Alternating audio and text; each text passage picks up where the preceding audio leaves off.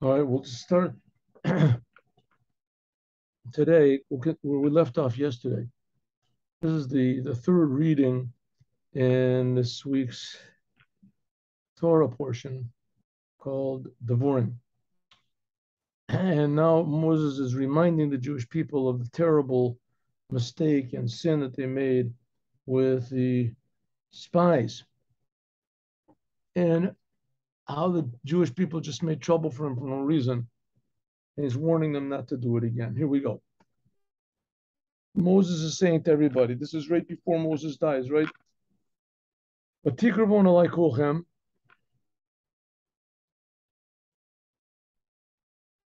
You all approached me.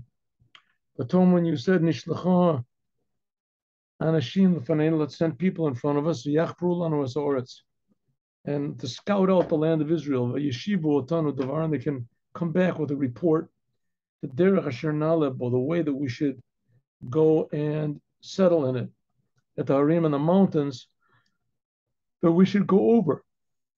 Rashi says, excuse me. Rashi says, you all came to me, Ba'arvuv, all mixed up together. Everything mixed up. Usually the elders come first, and the younger people give honor to them. But not here. Yeladim dochafim et hazikenim. The young people push the elders. The elders push the heads of the tribes. And you all came to me and said, Moses, we really want to go to the land of Israel. Let's go up. Land of Israel. But first, excuse me, let's send in some people to scout out the land.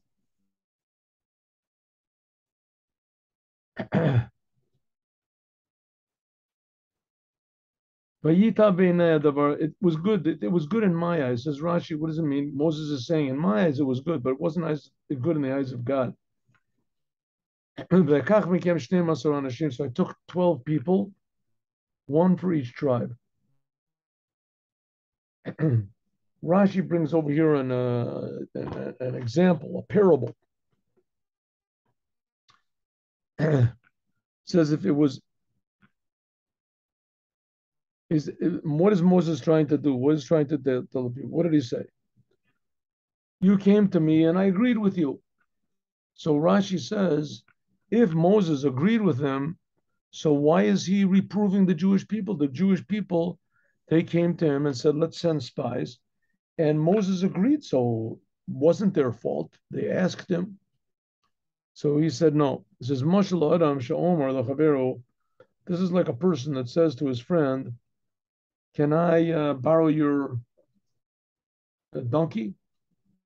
And he says, yes. And he said, would you give it to me for a trial? And he said, no, I'm sorry. He said, can I buy your donkey? He said, can I have a trial? He said, sure. Take it to a trial. Can I take it in the mountains?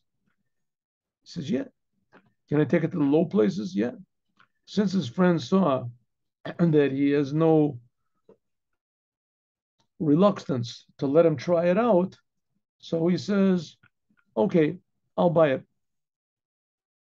I'll buy it from him. Since it sees that he doesn't have any fears about letting me take it in the high places and low places, so I'll buy it. The same thing over here. Moses didn't want to send the spies, but he knew that if he made trouble, the Jews would start a war. He says, all the same thing. When you said send spies, I said, okay. I figured that you would immediately say, oh, see, Moses is not afraid. So we won't have to send the spies. We'll go up. And you'll retract all of your demands to test the land out first. But it didn't work. It says, I took the greatest people of all of you, 12 people, and this teaches you that the Shevet Levi was not with them.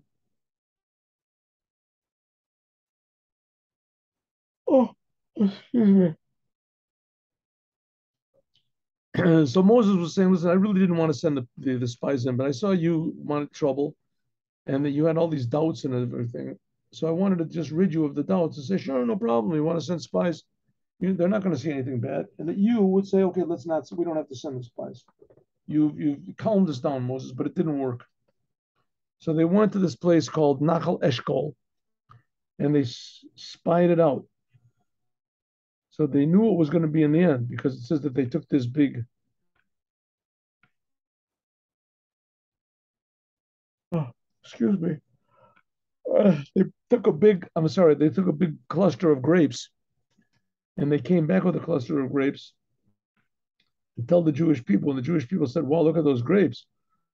And then they would say, "Okay, but in order to get these grapes, you're going to have to fight against these big giants."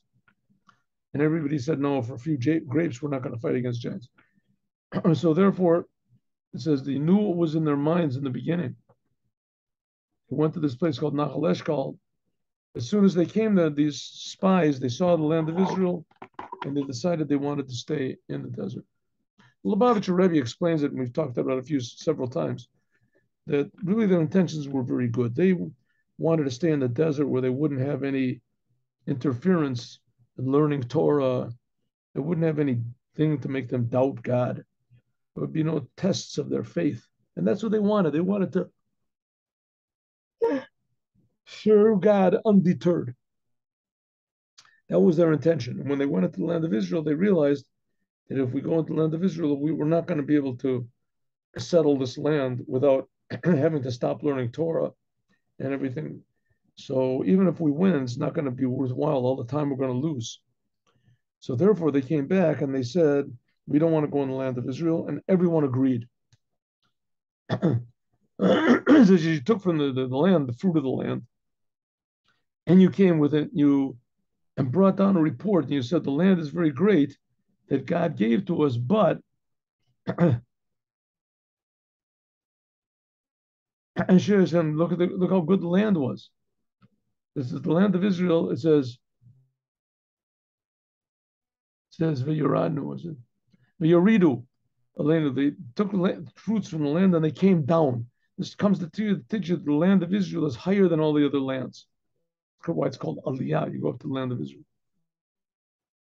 It says the land was very good. Who said the land was very good? Yehoshua and Kalev. We'll see in a minute. They're the only two. And all of a sudden you decided not to go up. But Tamru at Pi Hashem, and you rebelled against the mouth of God. The Tiragnu, says, what is Tiragnu? They said Lashon Hora. They spoke badly. And they said, God hates us. That's why he took us out of the land of Israel, of Egypt, to give us this land where the Amori are living there in order to destroy us. It says, God hates us. Rashi explains, what does it mean? God used to love us, but now we can see that he hates us and we hate him. This is a famous saying, Ma de belibecha al rachmach. Ma de, what is on your friend? What is in your heart on your friend? And this is what you're thinking about others. Ma de libe alech. You think that it's in their hearts on you. In other words, if you suspect everyone, then you, right, and you hate everyone, then you automatically project that on them and think that they hate you. Very, very common thing that happens now, right? You see, the classic case, of course, is the Nazis against the Jews. They said the Jews hate us, the Jews are trying to destroy us, the Jews are thieves, they're trying to steal. And in fact, the Nazis, they were the big thieves and they hated everybody and they were the big danger. So what you think about others, you project it and say, that's what they think about you. So this is the same thing because they hated God. So they said, God hates us. That's why he takes us. It took us.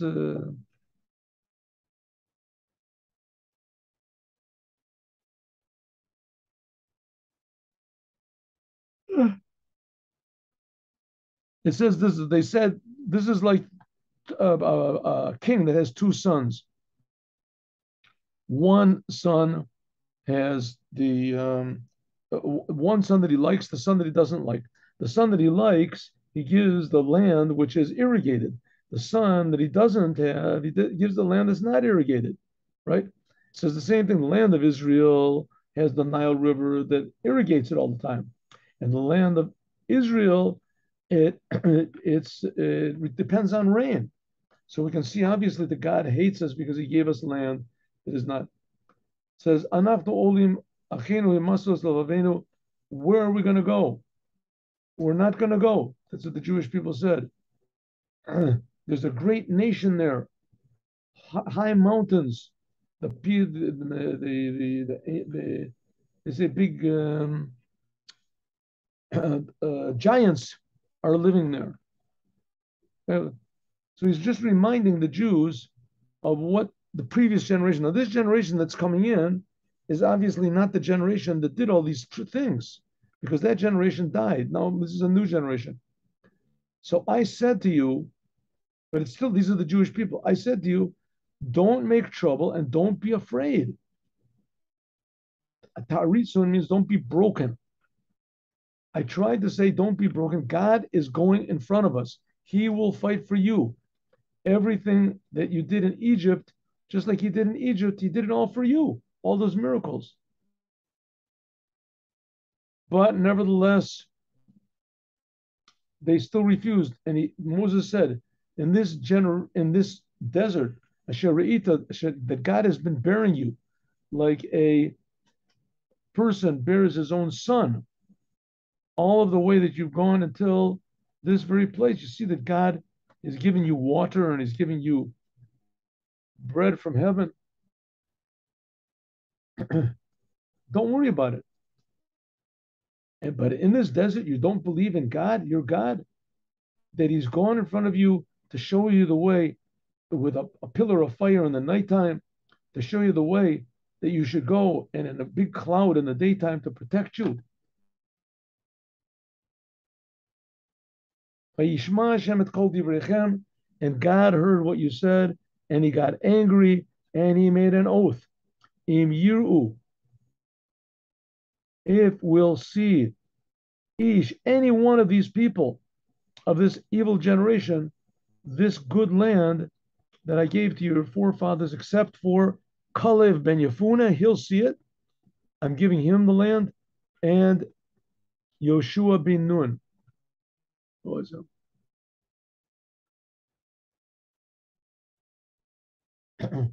Except Yeshua ben Yeshua, except Kalev ben Yefuna, he'll see the land. To him, I'm going to give the land that you're going in, and because he went after me, and also me, and also Yeshua ben Nun, and Yeshua ben Nun also, he will be your leader. It says Gambi, also me, says Moses.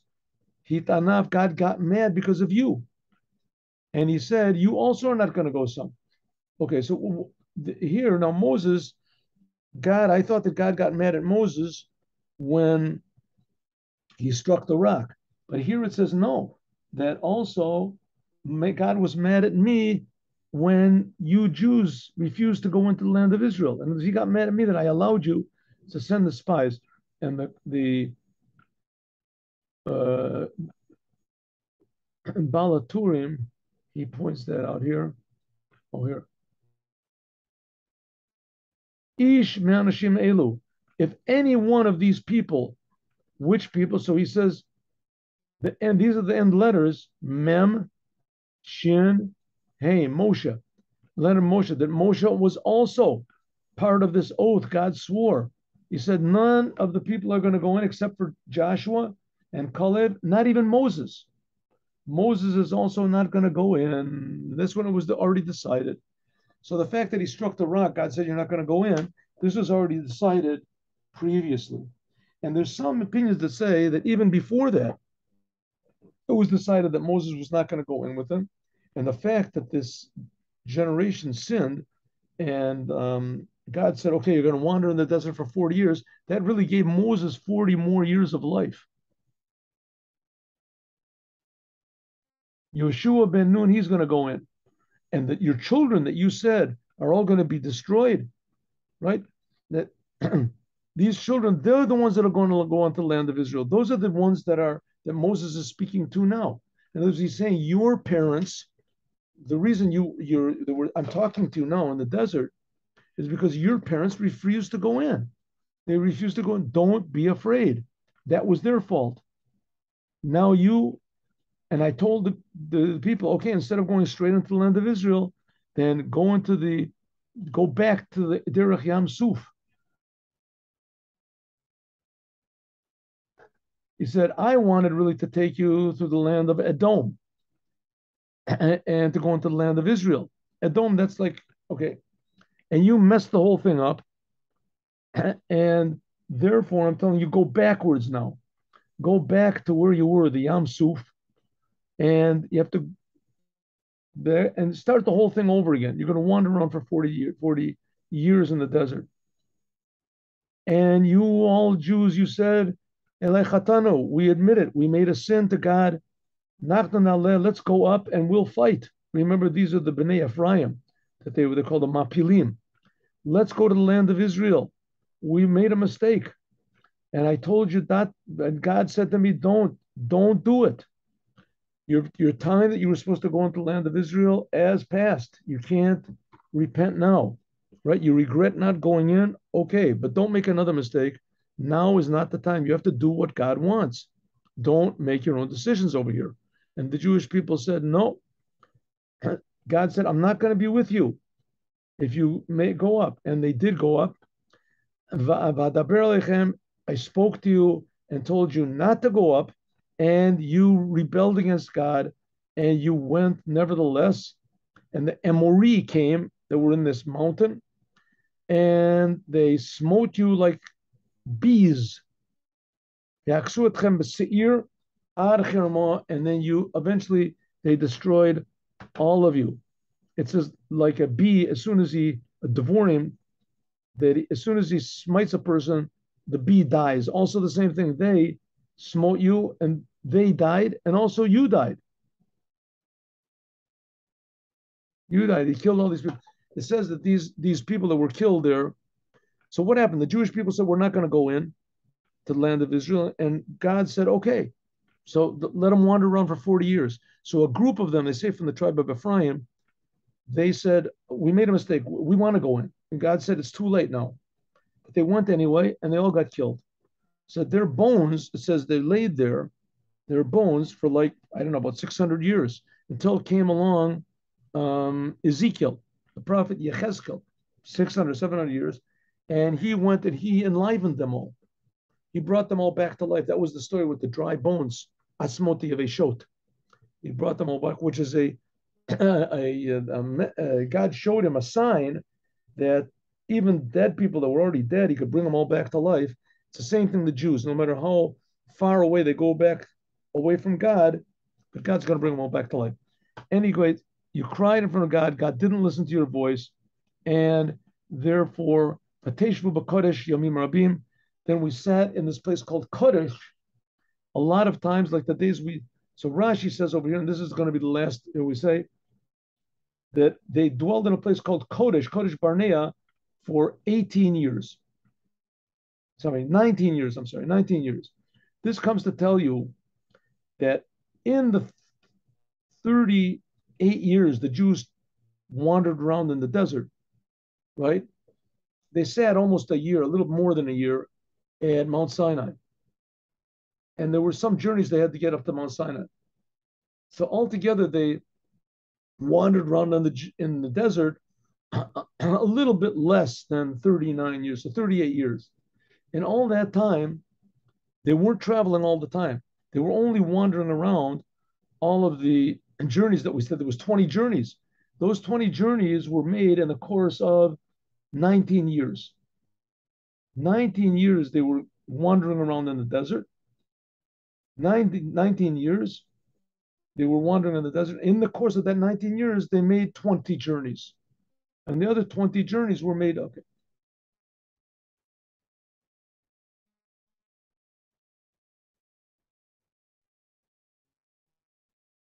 That's what he says.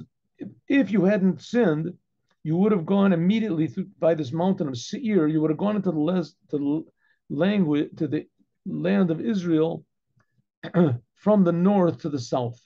But because you messed everything up and you refused to go in, so therefore you had to go through the desert, which is between this place called Yam Suf and the north of Mount Sinai. You can see that we'll see a map.